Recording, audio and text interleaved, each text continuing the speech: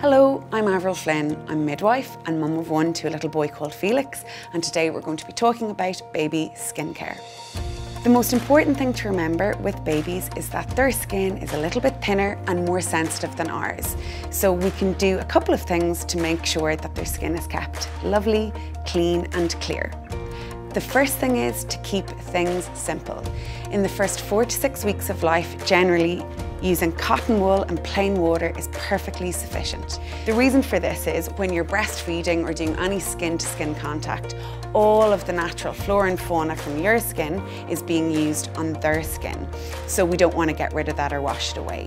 When you do move on to use products, it's making sure that they're baby friendly. By that I mean that they're suitable for babies, hypoallergenic, dermatologically tested and pediatrician approved, just like this one.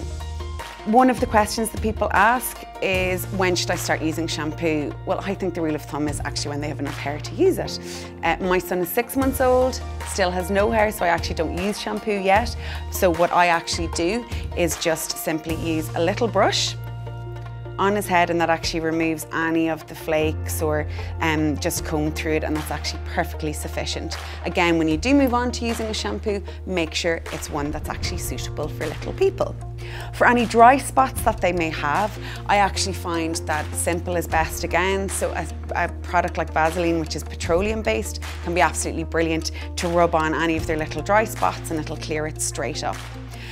One thing that parents can be really concerned about is nappy rash. I'm actually very lucky in that Felix has never had a sore bum, but I've certainly looked after lots of babies that have had.